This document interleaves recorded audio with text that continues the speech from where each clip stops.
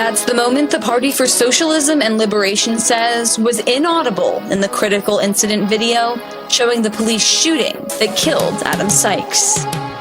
Today we tell Mike Brown and the ruling class that we won't be divided. We've seen these tricks before. Immigrants are not dangerous. Capitalism is.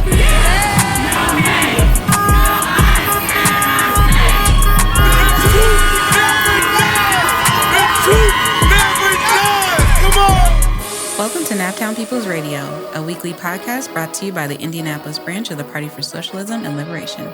I'm your host, Dani Abdullah, and I'm joined by my comrade and co-host, Derek Ford. We're here to guide you through the pressing issues facing Indianapolis from the perspective of our people, not our oppressors.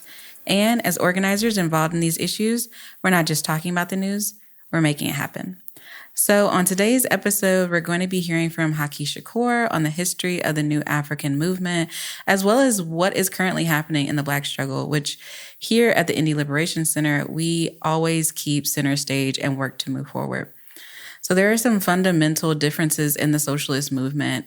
Unfortunately, some who call themselves socialists see the Black struggle as secondary to the struggle against capitalism.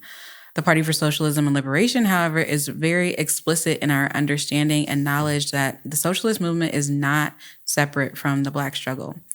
First, the Black struggle has been the impotence for all progressive movements. For example, the suffragist movement, which was multinational, was inspired by and included key figures from the Black movement, Black abolitionist struggle. The modern LGBTQ liberation struggle was ignited by the Black Power movements of the 1960s and 70s, and the wave of anti-globalization protests at the end of the 90s were galvanized by the Black-led nationwide movement against racist police terror. Second, white supremacy, national chauvinism, and capitalism are the three pillars to the dying system that we are trying to abolish. And I say abolish purposefully because we are not here to reform a dying system. We exist to abolish it and build something beautiful in its place. One of the ways this has manifested itself was when the Liberation Center became the vessel for a group called Free Haki Shakur in 2023. That group soon became the Haki Shakur Freedom Campaign, which is now a nationwide 501c3 headquartered here at the ILC. Haki Shakur is not only a leading member of the SSFC, but a leading figure in the new African independence movement.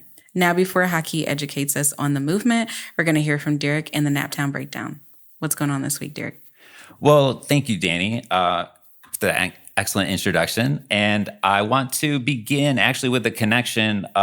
We want to start off with the international situation because the international situation really determines and dictates, in many ways, the mood, the consciousness of the people here in Indianapolis and in the United States.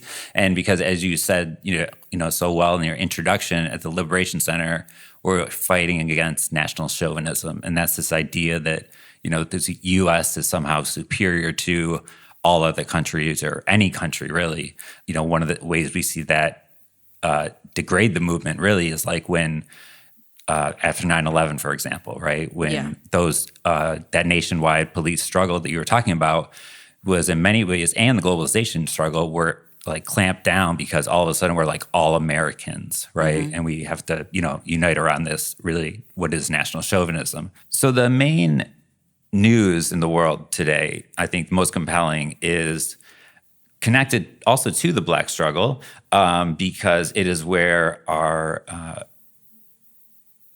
revolutionary hero that we claim here in Naptown, as she was born here, Shirley Graham Du Bois, was buried, which is the People's Republic of China. Yeah. So China has defied the U.S. sanctions over buying Iranian oil. Beijing has ordered all Chinese companies, so state-owned companies included, to defy U.S. sanctions. And this is a really bold and unprecedented challenge, material challenge to the U.S.'s hegemony or attempt to maintain control over the Middle East. And it's a major breakthrough in really I think, for all peoples worldwide struggling for freedom. For sure. Because for months now, the U.S. has had a naval blockade against the Strait of Hormuz. And the Strait of Hormuz is a very short passageway. It's 100 miles long. It's very narrow between the Persian Gulf and the Gulf of Oman, through which a lot of oil is transported, right? So it's like a choke point. And the U.S. has had a literal naval blockade, and China has ordered its companies to break that, and it has. So this is, in retaliation, quote unquote, Trump could only basically threaten China with sanctions. Yeah. And China was like, okay, go for it. The world is changing, So Yeah. I think that this is a sign that we are in a period of what the political scientists call interregnum, like a period of transition, right? It's clear that the old world order is dying and something new must emerge, right? And it is no longer U.S. unipolar imperialism. And multipolarity, having many centers is, in a sense, better. Well, it definitely is better, but that's not the end goal, because that's also what caused World War I, right? There were many centers of imperialist power. Right. We want really one united world, right? One common united world. But in order to do that, right, the U.S. empire has to be destroyed. And this is a sign of its weakness, even as it lashes out. So we don't want to downplay the death and destruction that the U.S. is causing globally and, here at home. But it is important to see the other side of that and to draw people's attention to the fact that, the U.S. is doing this because it has its back against the wall, and because the U.S. empire, has no future. That system you're talking about with those three different heads. And so also what comes, what happens abroad comes back at home. We were talking about the boomerang effect on an earlier show. And so, locally we could think about how last night, we're recording this on Tuesday, May 5th, the City County Council approved a temporary summer curfew for youth in the city. And you'll recall, that this is not the first time, the cops did this before. When was that? That was, I feel like at the end of last summer. Yeah. Okay. So the new curfew hours, which are stricter than those for the state, they'll last for 120 days, basically through Labor Day. And the city county councilors claim this is going to reduce youth violence across the country. So children between the ages of 15 and 16 have to be home by 9 p.m. on Sunday through Thursday. And they get to stay out until 11 p.m. on Friday and Saturday. They are not allowed in public before 5 a.m. on any day of the week. Children below 15 cannot be in public after 9 p.m. or before 5 any day. And 17-year-olds are subject to the state law, which makes them be home by 11 p.m. Sunday through Thursday, 1 a.m. on Friday and Saturday. This is about, quote unquote, prevention, they say, but that is BS. Shout out to the two counselors who voted against this, one of them being, of course, Jesse Brown, the only counselor with a consistent record of integrity, basically, in the history of the Indianapolis City County Council. I say that without knowing that entire history, but I also say it with just as much confidence as if I did. Meanwhile, it seems as if the IMPD is in need of a permanent curfew that maybe lets them out for a couple hours each day. I think that's so generous of you. Thank you. Or maybe it's incorrect of me. I don't know. So rather than bracing ourselves for this like summer of youth violence, right? I think based on the material facts and like reading the newspaper and keeping an eye on the news, we should be bracing ourselves for a summer of heightened IMPD terror.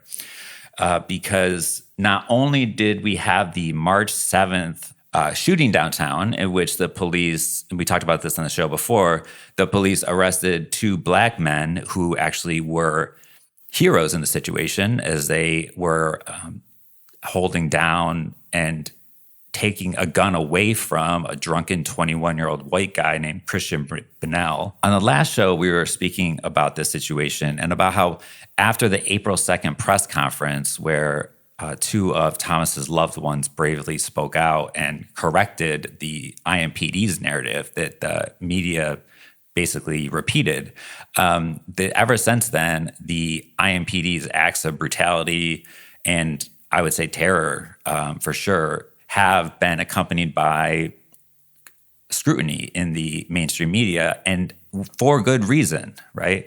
So this is 10 days later, on April 12th, the IMPD arrested an 18-year-old claiming that he pointed a gun at Sergeant Robin Frazier, a 17-year veteran of the IMPD. In a Facebook post, the IMPD claimed, quote, Brewer made a gesture like he pulled the trigger, but the gun did not fire. And they continue, in each moment, this is from IMPD Chief Terry, quote, our officers responded with professionalism and action, maintained control under extreme pressure, and prevented what could have been tragic outcomes, end quote. There's only one problem, especially in the case of the 18-year-old, which is that it was completely made up. And we did mention this on the last show, but since then, the actual body cam footage has come out. Like, we can now see it. I know that you've watched it. Yeah. And it is unbelievable that this made it anywhere past this 17-year veteran making this claim. Well, I mean, first off, we should all be looking into every arrest she's ever made, because it was, if you watch the footage, like, I don't even understand how they got called in for like suspicion, like a suspicious car or something. Yeah, because they're literally sitting in the car just listening to music.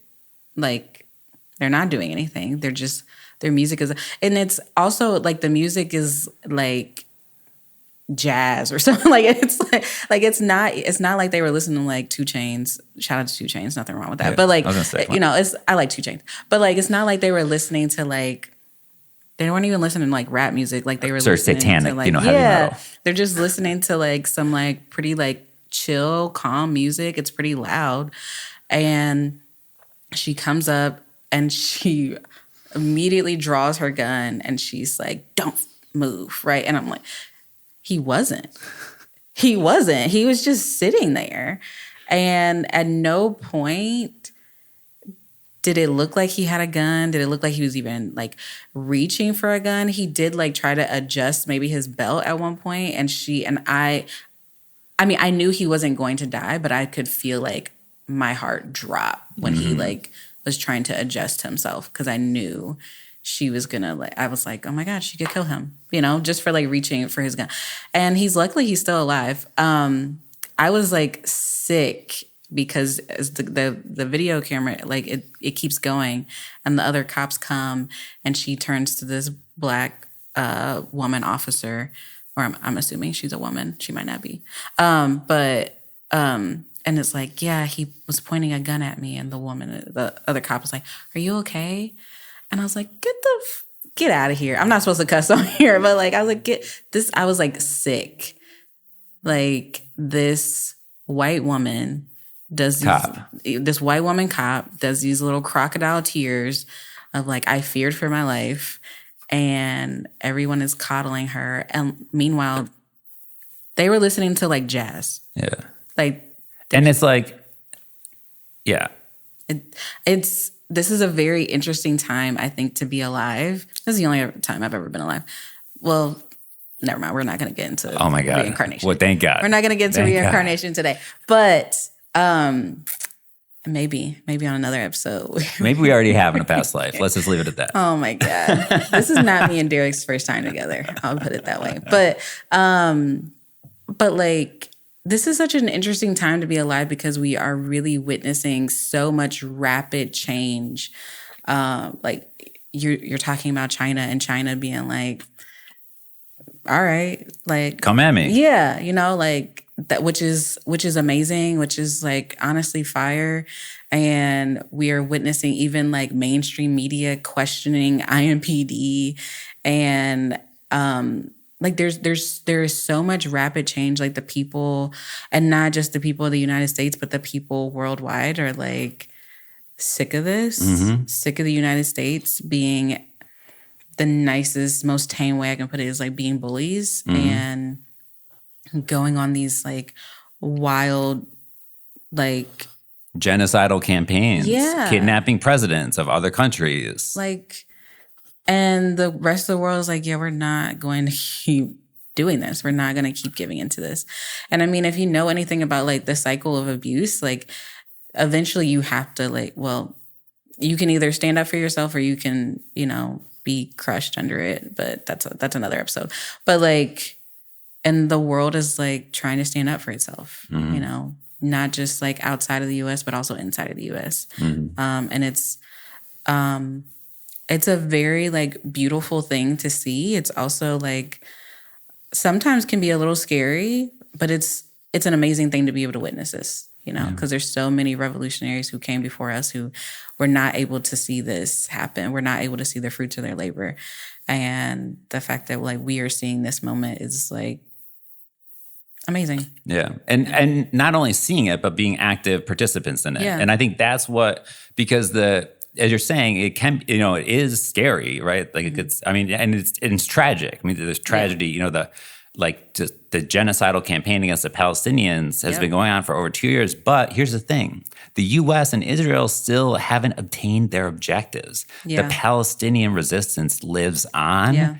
And so that should give us hope and should inspire us, because we can either be led to cynicism, which is what, you know, the ruling class wants us to, you know, that's the path they want us to take, or we can, you know, harness our revolutionary optimism and recognize that the world is standing, people all around the world are standing up, people in this country are standing up, and people historically, as you said, have stood up in this country, and we're building on, as you said, the fruits of their labor. So it's not like we're starting from scratch, right? Which is, you know, one reason why we want to talk to Haki about this ongoing new African independence movement. And that's really like one of the reasons why we have this podcast, why we in the PSL, you know, find it important to study not only like the present, but, you know, the history, right? Because we, you know, don't want to repeat previous mistakes, and we want to perfect previous successes, you know, tactics, strategies, other elements. Yeah. And I think also it when you're studying, you're able to like see not only like the tactics that they've used, but like kind of like poking holes in their tactics as well. I was talking to Steven, who is currently reading, I'm not going to remember the whole title, but he's reading a book about the Reconstruction era. It's a W.B. Du Bois book. Black Reconstruction in America. Yes. And he's talking about like tactics that they used in the 1800s that they are still using today. And actually, I might be remembering this incorrectly, and he'll correct me later, but I think he was specifically talking about the curfew, actually, and like how these tactics have been used in the past to like keep Black people, you know, I'm going to say contained, because like, you know, treating us like we're animals, to keep us like unable to like organize, unable to come together in community. And not even, well, everything is political, but not even in a necessarily like an organizing like kind of way, but just in a way to like be with one another also. And, you know, to talk about like the curfew in general, I was saying this to Derek a little bit of like, okay, we don't have any like labor laws when it comes to our children, but we have curfews when it comes to our children. Like, I'm really just questioning, like, do y'all actually care about children or not? And also, like, the price of living, I was going to say the price of gas, but it's actually just like living is astronomical right now. There are literal children who are working to help their families. And so how does that work? We don't have any labor laws. And so we have kids who are working all kinds of hours now. But there's some at Taco Bell. Some at Taco Bell. Some at Taco Bell for sure. But like there's these curfews and like this is a setup. Like this is a setup. You don't want these people to be successful. You don't want the children to be successful. And this is only for particular children. Yeah. Right? Like this is just Marion County. Right, exactly. It's not Carmel. No. And yeah, I mean, in a sense, like I always think about loitering, right? Like I live downtown, and like by Mass Ave, I'm like, all these people are loitering, you know? Yeah. Like I take my dog out for a walk, like at night, right? Yeah. It is 2 a.m. and all these drunk people are on the street. Yeah. And like, I'm like, why? Like, what the hell? Like, Yeah. if this was any other neighborhood, right? If this was actually just, or if it was black people, right? Only black people. Like the cops would be all over this. Like there's a riot, you know. I mean, Absolutely. you know, Sergeant Frazier, God forbid she ever goes to jazz in the park, because she would just massacre that place. Can you imagine? I mean, you know, so it's like it's like the black codes, right? And just any law to you know, I mean, the key difference, of course, is like now it's not to re-enslave, but to you know, there's a surplus population that, as you said, the intro has historically been really decisive in all progressive movements that the U.S. needs to stifle to maintain its order. Yeah, absolutely. That's and then we'll end. But like that's part of why there's been this narrative online in particular that like I don't argue with people online. I don't really argue with people in person that much either, but except for Derek. Okay. But this narrative that has being pushed to like black people, you need to stay home. Like we're not going to be a part of this. Like we've fought long enough, which like, don't get me wrong. Like, you know, I'm not supposed to cuss on here, but you know, I'm tired. The N-word's not a cuss word, but I'm not going to say it today. Anyway, but like, you know, sure. Absolutely. Black people in this country especially have fought very long, very hard. I agree with that. However, what are we going to accomplish if we're just like, yeah, y'all figure it out? Like what? Is it, we're done. Is now the end point? Like, figure it out on your own. And like, and the truth of the matter is, like, if black people ain't in it, then like, what's gonna actually happen here? We're not gonna win. Maybe I'm biased. I'm biased. But no, I'm not biased. That's actually historical. You should read. But like, no, we can't be out of it. And in fact, every time I see somebody who says that, like, black people need to sit this one out, go ahead and drink your mimosa, I'm like, you a op. You the feds. Because like, what are you talking about? What are you talking about? I should stay at home and not be a part of freeing myself. Yeah. Like, what are we talking about? And so like that is part of what, you know, that history, as well as like where we are right now, you know, is what Haki is going to be talking to us about with the new African movement, and it's all tied together. It's all related. Yeah. And I mean, you know, like that, if anything, it should, again, like it's cynicism and despair, or you know, revolutionary optimism and hope. Yeah. In this concrete, it's not out of nowhere. Yeah. Look at how long the Black struggle has been going on. Look how many like people have fought and died. Yeah, you know, for even like, you know, the unions, right? Yeah, I mean, basic things that we take for granted that are being stripped away. It's not as if like, I mean, that is it would be a horrible betrayal to all those who gave their lives, you know, in that struggle to cease, you know, cease it. And like, you know, for all people, right? I mean, especially for those who aren't Black, right? To like the onus then is even more so on us to you know, like take up the cause and unite and build the united movement, because it's only a united movement that will give us all justice, you know, all the world we deserve. Yeah, absolutely. And I've talked about this on here before, but like I'm always gonna, you know, try to hype up my ancestors and like everything that they've done for me so that I can be where I am now. And it is like all of the sacrifices that they've made, I feel like where they were coming from, and when I say ancestors, I also mean like even my grandparents, right? And before that, but like, and my mom, she's done stuff. But like, yeah, to be like, the circumstances that we're in right now are very unique, and there's a lot going on, and I don't want to like downplay what we're going through right now, but like, I'm not living in Jim Crow South, you know, like I'm not enslaved. Like I can go get a credit card right now, right? Like, you know, I feel like it's not that it's not hard, because it is hard work what we're doing right now, but like there's been so much work that has been put in, and like that's such a slap in the face to be like, yep, we're done. Yeah, somebody else figure it out. And it's also as if there has been no progress, right? Yeah. And which is this like weird kind of thing that people, I don't know, that I hear sometimes. Like, and it's, well, obviously history isn't linear, and it's not like a straight line from like absolute, like, you know,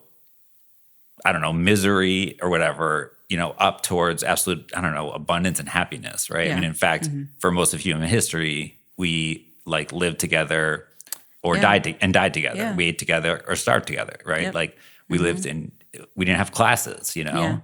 For most of human history, there was no division between the sexes or the genders, right? And so really, when you put it in perspective like that, it's also like, yeah, this is like, we can absolutely get out of this, right? Absolutely. And what a privilege. I mean, I wish, I guess, I could just like ignore this and be like, well, I don't wish that. But like, you know, part of me does, I guess. I don't know. Yeah, I think that's human. Let's do it. You know, okay. We won't get into therapy too much, but $125 an hour if you want to. oh shit! Damn. Somebody's drinking my most, so no, I'm just kidding. But like, no, for real. Like, I'm like, it is like, what a privilege to be like, oh my gosh, things are so terrible. Let me just stay home and like, or go get a manicure, or like go treat myself to something. Trying to go to brunch. Yeah, you know, I mean, no, you know, I'm not a big brunch person. No hate to people who, like, you know, eat brunch. Is great. Right? I mean, live your life, like, but also struggle. Absolutely. Like, we don't, you know, you and I aren't, like, we're not in the trenches right now, right? I mean, we should also keep that in perspective, right? Yeah, absolutely. So yeah, there's been progress, and like it doesn't stop. You know, whenever there's oppression, there's resistance, and the point though is not to resist. The point is to win. There we go. So that our kids, and even us, someday we don't have to do this. Like, I would love that. Someday there will not be protests. You know what I'm saying? Like, against basic, like. Oh, against basic human rights. Exactly. You know, that would be amazing. Because there have been previously like there are right now countries where like people are not protesting so they can eat food and so they cannot be killed by cops. Yeah. And so let's just make that happen here. Yeah. The bar is in hell. The bar is in hell. But yeah, no, I agree. Yeah, that was very well said. Good job, Derek. I'm so proud of you. That means a lot. Dani, thank you. Okay. All right, that's it for the Naptown Breakdown. I think that was dope. I think that was a great breakdown. That was probably my favorite. We will be right back with Haki.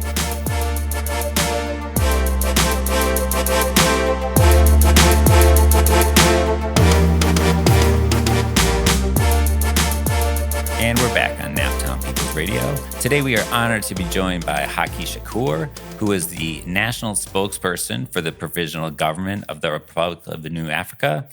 As Dani said earlier, is heavily involved in the Shaka Shakur Freedom Campaign, and he wrote the foreword to Shaka Shakur's latest and first book, Manifestations of Thought, When the Dragon Comes, Selected Writings of Shaka Shakur.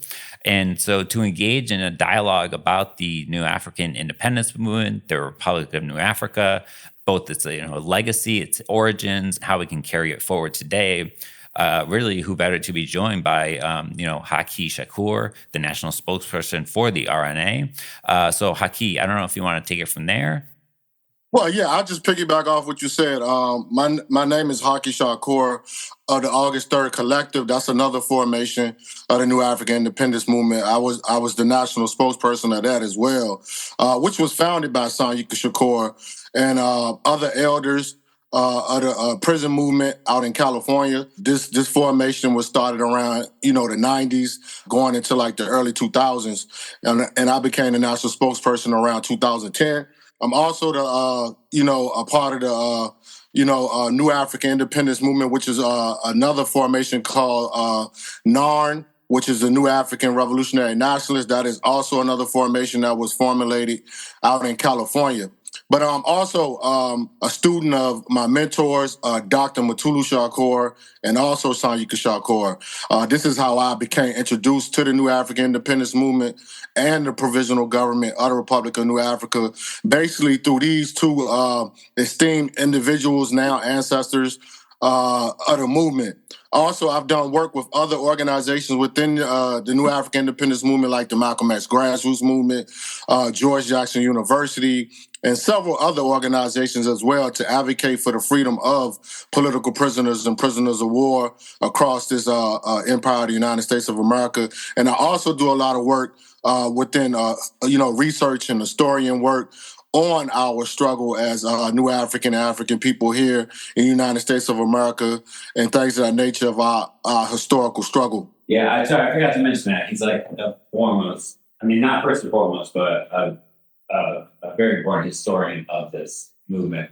So can you talk, I have the first question, but yeah, can you talk a little bit about how you got involved in it and what drew you to the New African independence struggle? I always like to say that my introduction to the New African Independence Movement came through VIA, the Jericho movement of 1998, which was founded by two esteemed revolutionary freedom fighters. One is an ancestor by the name of Safia Bukhari. She was a former Black Panther, New African Muslim, also a member of the Black Liberation Army, a section of the Black Liberation Army, and also by an elder who's out now, who just came home some years ago, Jalil Muttaqin. He was also a political prisoner and prisoner of war who did over 50 years in prison and came home a couple of years ago, where they formulated like one of the first historic marches for political prisoners and prisoners of war back in 1998, where they unified various groups, comrades from various movements, the anti-imperialist white movement, the Chicano movement, the Native American movement, all came together in 1998 with the New African Independence Movement and marched on Washington, D.C. to bring more of a clear picture of political prisoners and prisoners of war. So that was my introduction, just basically that Jericho movement, and also my relationship with Dr. Matulu Shakur, who I also began to formulate a relationship with in the late 90s, early 2000s. And I joined his freedom campaign later on. So this is my introduction to the movement. And also when Haki Shakur also became one of my mentors. And what made me want to get in this movement was basically just the whole totality of the history of the New African Independence Movement and its relationship to other movements across the globe was, like movements like the Palestine movement you had going on for decades and other independence movements as well. But I didn't realize that Black people, New African people within the United States of America, I did not know this type of movement existed. I just thought this was other, oppressed peoples, colonized peoples that was seeing themselves as nations. So when I seen that it was a movement here that was, proclaiming that we were a nation of people that was also captured under the United States government, that sparked my interest. And I was already like a heavy researcher and a historian at that point in time. So I just did my due diligence to research this movement and see what this movement was about. And then later on, I would join that movement and also become a citizen of the Republic of New Afrika. Can you talk to us a little bit about the Republic of New Afrika and what it means to be a nation, how the Republic, why the New African people are a nation, why land is so foundational, as well as, what exactly independence means, because I think those are really important questions to know and to know the answers to. Exactly. Well, to put it in a proper context, I always like to, start with, how did we get here? You know what I'm saying? And how did we get here was what we deem as the transatlantic slave trade. But really, I don't even like to use the word trade because it wasn't really no trading going on. This was just human trafficking in its purest form. You know what I'm saying? Kidnapping people and things of that nature. So to understand why we're saying that we're a nation, you have to understand those individuals, those ancestors that they took out of West Africa. These individuals, these people came from what we're seeking. These were independent people. These were people that were seen as nation that came. You know, people like to use the word tribe. I don't like to use that word too much because even if you go to West Africa right now and you use that word among certain groups, they will correct you and be like, no, we're not a tribe. That is something that the colonizers labeled us. And things of that nature, we are nations. So like when you go to West Africa, you'll hear certain groups like the Igbo people, Yoruba people calling themselves nations. So the fact that they went into West Africa and took people from nations, right, and took them across seas, you know what I'm saying, to a whole nother foreign land, on this landmass, people got to understand, nations form out of your material reality, out of your conditions, and things of that nature. So when, you know, we started to resist on those ships, you know what I'm saying, and they bringing all these different groups of people, these different nations of peoples together with a common enslavement, a common bondage. You see what I'm saying? They started to resist against that common colonial bondage on the ships.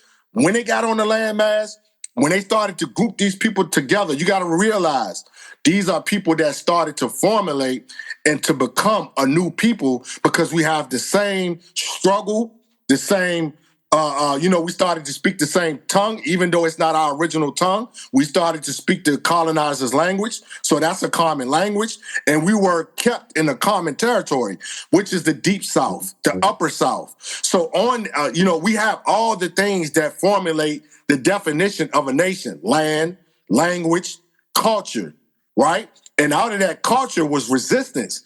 We have been fighting back against our captors for over 300 years. You see what I'm saying? So even all the way up until the periods of time in the 1920s, when the Communist Party started to articulate that, yeah, Black people are a nation that's captured within the empire of the United States of America. So when you start to get other nations to start to identify you as a nation, this is how the New African Independence Movement and the Republic of New Africa started to come into existence. See, the Republic of New Africa was actually, the individual who actually gave us the name.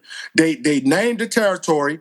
They formulated a provisional government similar to the provisional government of the Russian Revolution, or the Vladimir Lenin Revolution. So we formulated a government. We named the territory, and throughout this history, you will have to go back and study the chronology of certain things that took place during slavery, through Reconstruction, all the way up until modern time, that formulated this particular nation. One last thing is, I want to talk about how there's no contradiction really between the fight for independence and the fight for, multinational unity. And in fact, without independence, you can't have unity. It's like, you can't have a real marriage based on equality unless there's the right to divorce and the right to separate. And that's why it's so important and foundational, for all peoples to struggle for the right of all oppressed nations to self-determination up to and including cessation. Right, man. And I'm glad you brought it up because that is the most important part that we need to articulate amongst the masses that's coming behind us, the new generation that's coming behind us, because so many generations have been kept ignorant to the point you just stated. And then you have, people that live amongst the society who keeps that ignorance intact. You know what I'm saying? By saying that the only, try to portray it that it's only one way that you can go, and that is being integrated. That's equality. No, that's not the truth. You know what I'm saying? Because you got to overlap that, and that's why I say the importance of going back and studying this whole historical context of independence, this context of nationhood, colonized groups and things of that nature, to where you can understand self-determination. Because if you don't understand self-determination, then you can't understand this struggle in its proper context and what you just stated when it comes to people always saying this equality thing. Oh, separation is succeeding, and that's not equality. You know what I'm saying? And things of that nature. Like, no, you got to go back and understand the proper context when they say equality and what that means to the empire. You know what I'm saying? At the end of the day, you know what I'm saying? They have their own definition of what equality is. But that's why we got to correct history. You know what I'm saying? To put it in the proper context, control the narrative. Absolutely. And thank you so much, Haki, for coming on, for taking the time out of your day to, I know you're very busy, have a lot of work to do, to inform the listeners here in Naptown and beyond about the new African independence movement, the new African freedom campaign, and why it is so central as, you weren't, as you hear when this episode comes out, Haki, earlier we were talking about why the struggle for Black and New African freedom and autonomy, independence is so central to really the fight for freedom and justice and equality for all peoples earlier on. And so, you've done a great job helping us flesh that out. So thank you. And we will be right back after a short break.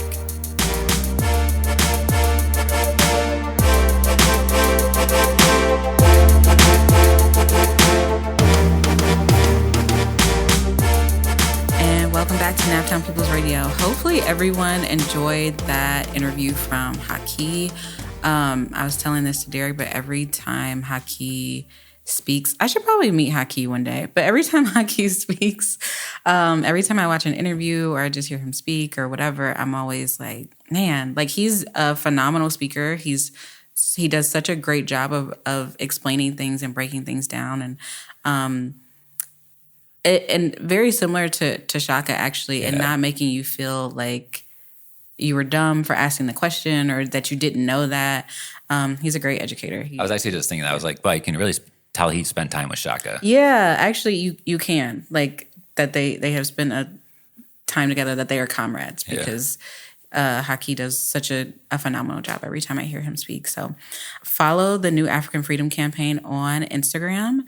You can also go to shakashakur.org to learn more of how to get involved in the campaign to free Shaka A. Shakur, and just, getting involved in general and learning more, because you can never learn too much. Yeah. So that's it for this week's episode of Naptown People's Radio.